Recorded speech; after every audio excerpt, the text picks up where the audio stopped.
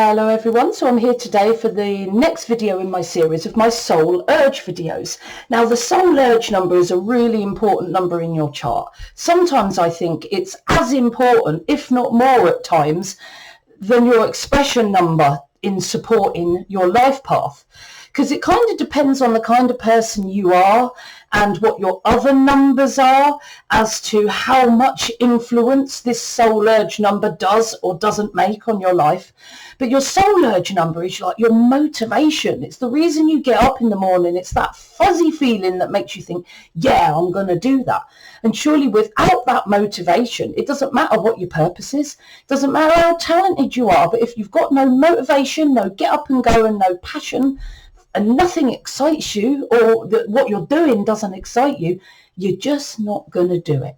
So the soul urge number is a vitally important number as it provides you with your passion and your motivation that drives you every day.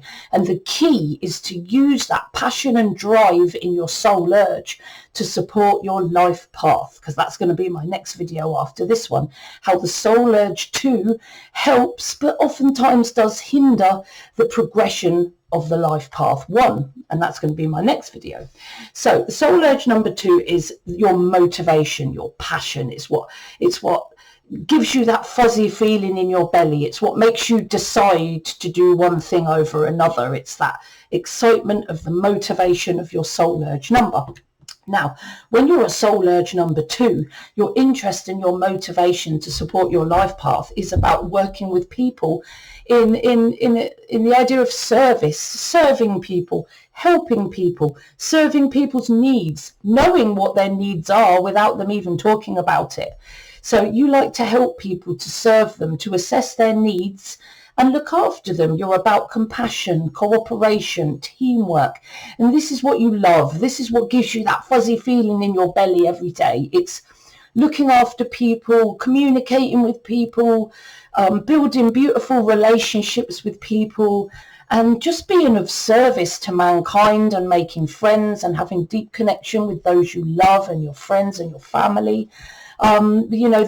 This passion that you have to do so much for everyone else means that you just have to keep in mind that you're not doing too much. Sometimes you've got to look after yourself. No matter how much passion you have in anything, you've got to have a rest. So you've also got to balance that responsibility to others, but responsibility to yourself as well, to make sure you're looking after yourself.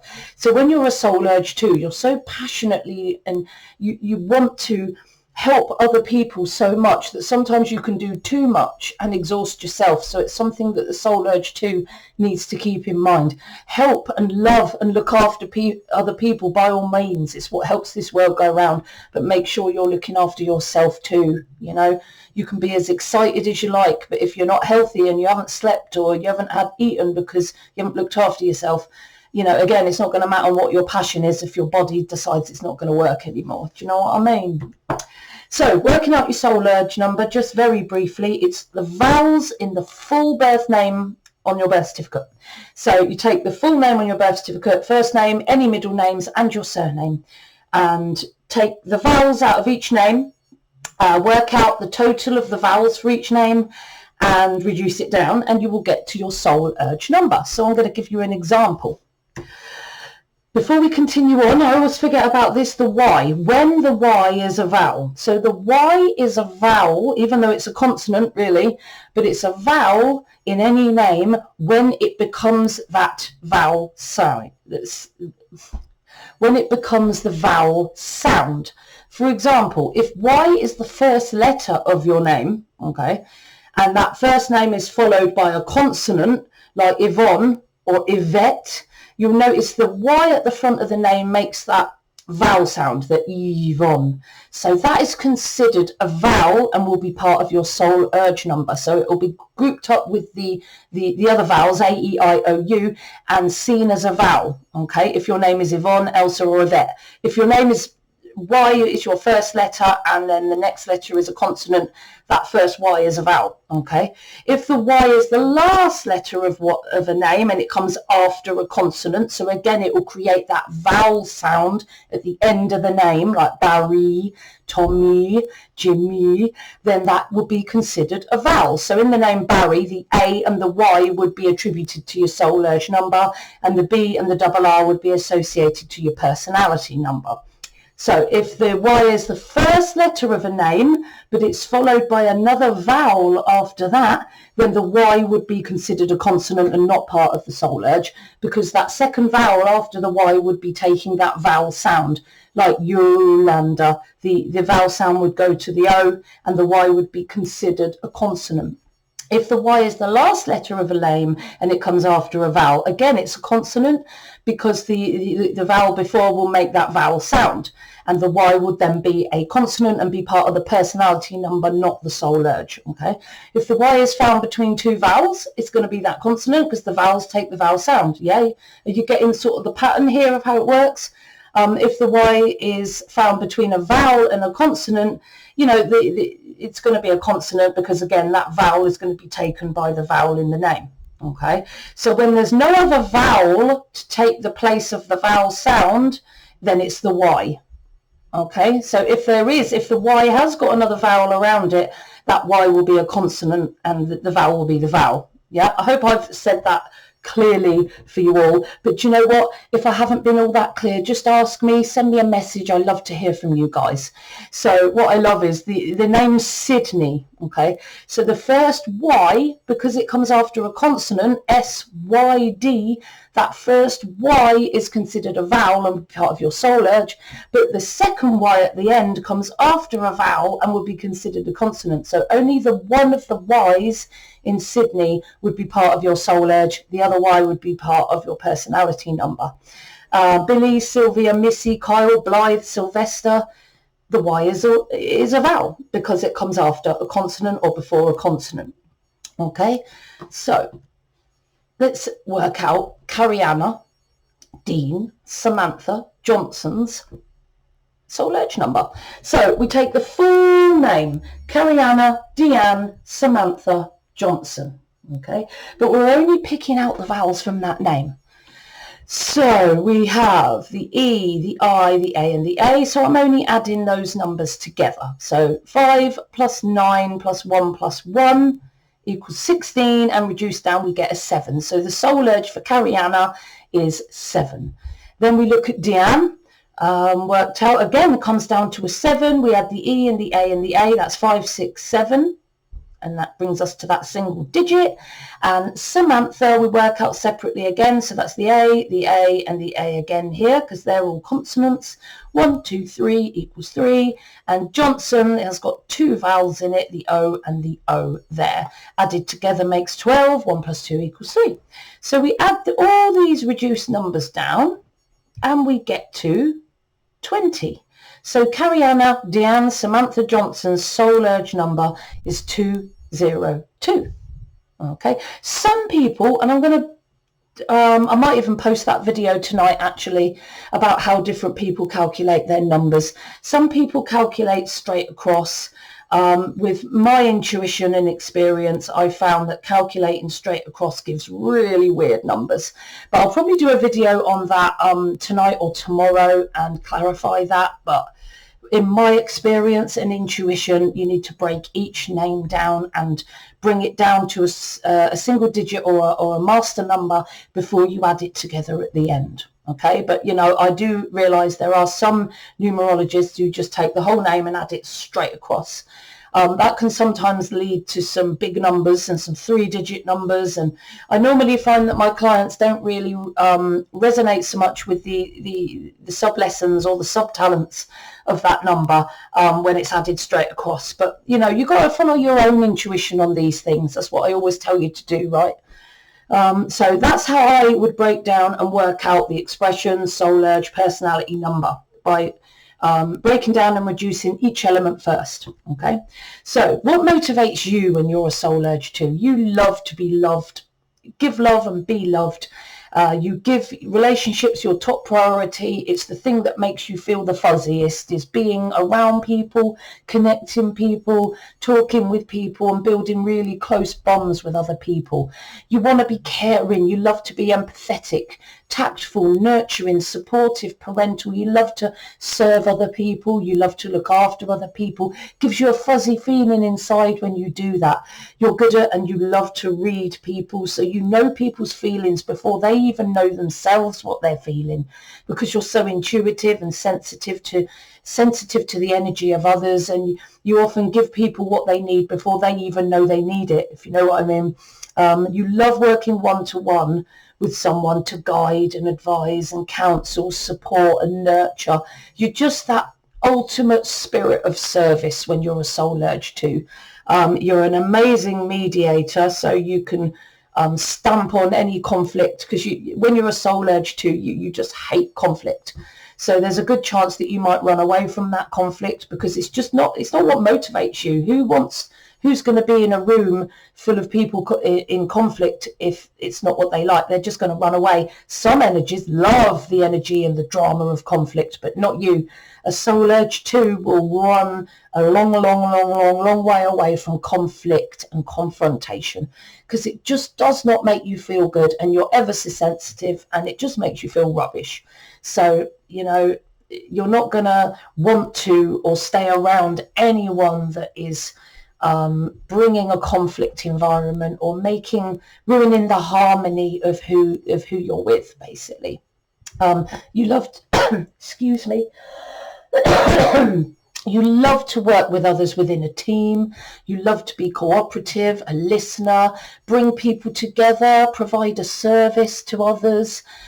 You can nurture people's ideas and help them bring ideas to fruition. So if someone comes to you and asks for help of something they need to do or something they want to do, you're more than happy to help them nurture the idea and help them make things happen, really. You're a server for other people. You lead from behind the scenes and make amazing things happen. And that's what you just love, because that's just your passion to do that.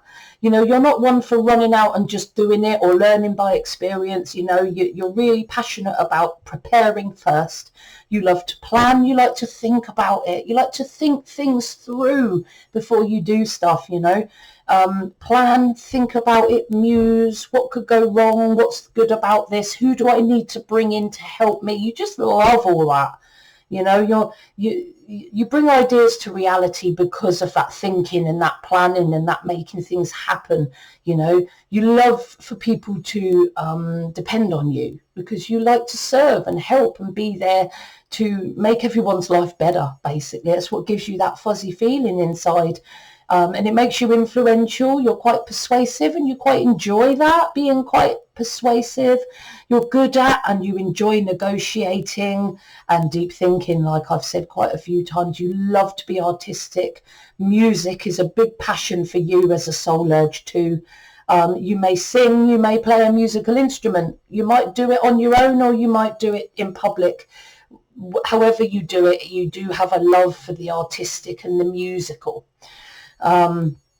You love to be balanced. You don't like being angry or out of balance. You take responsibility. You like calm. You love harmony, considering yours and other people's needs equally. You don't like taking over, and you don't like people taking over you. You just like people to talk collaboratively and cooperatively and on an equal stance. You're very balanced. You prefer to take responsibility for your own life. You don't like anyone depending on you, even though you don't like to depend on other people. You don't mind if other people depend on you, but you're not keen on asking for help yourself, because you've just got fitted yourself into this passionate role of I'm the helper.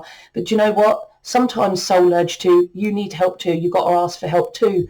You are lovely. You have got an amazing heart to take care of other people, but don't forget you need help too. So never be afraid to ask for help, and take care that you're not doing too much for other people. Your own health and well-being matters a lot.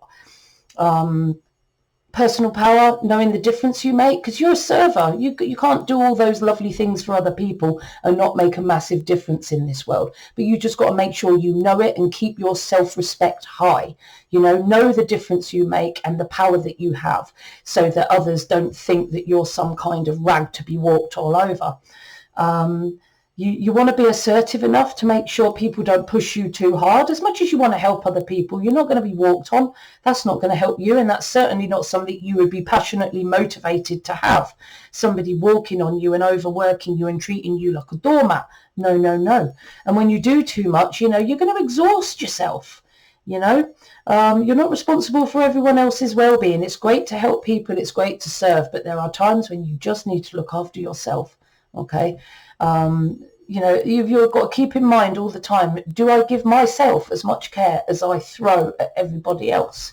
Make sure your self-care is there. Self-care is there. So, possible big issues here.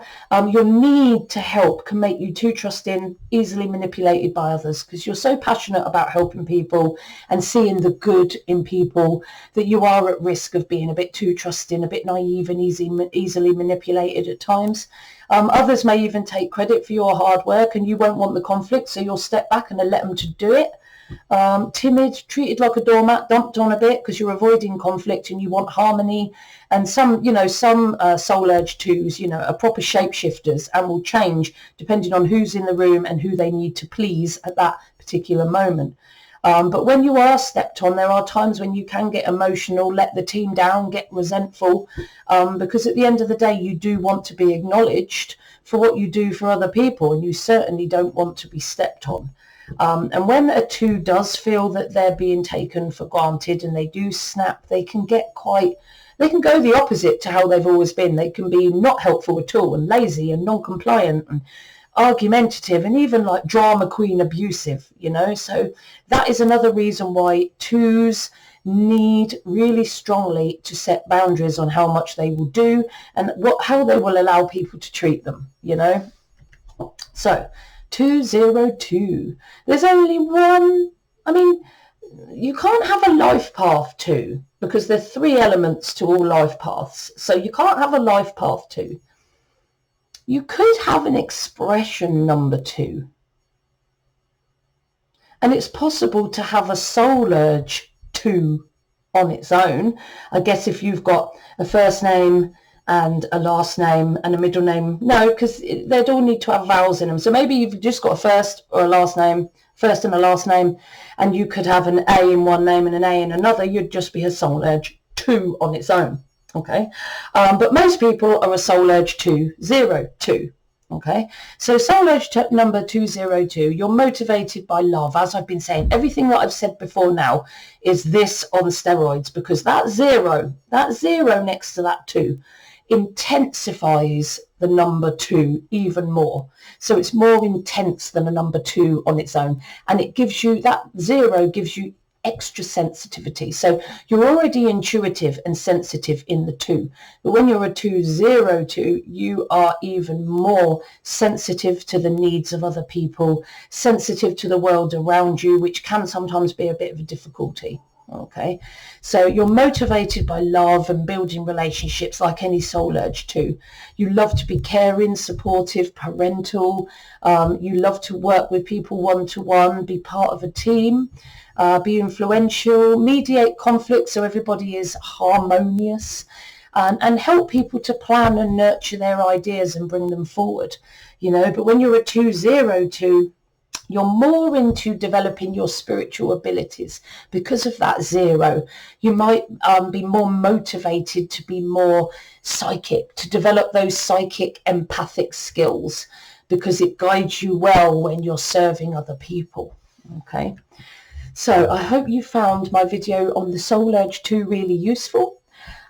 If you haven't already, please subscribe to my channel and smash that bell icon. Click where it says all, and then you'll be kept up to date. Smash that like button if you found this video useful. If you would like to ask me any questions, please put a note on the description box or send me an email or contact me through my social media, which is going to be in the description box. If you'd like to request a reading, use that same communication. Email me.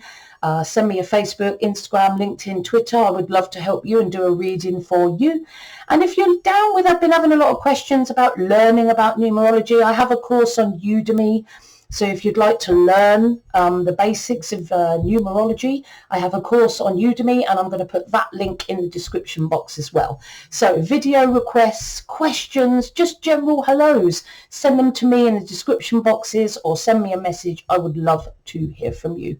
As ever, guys, I want you to trust the soul within you, because only you know what is best for you. See you soon.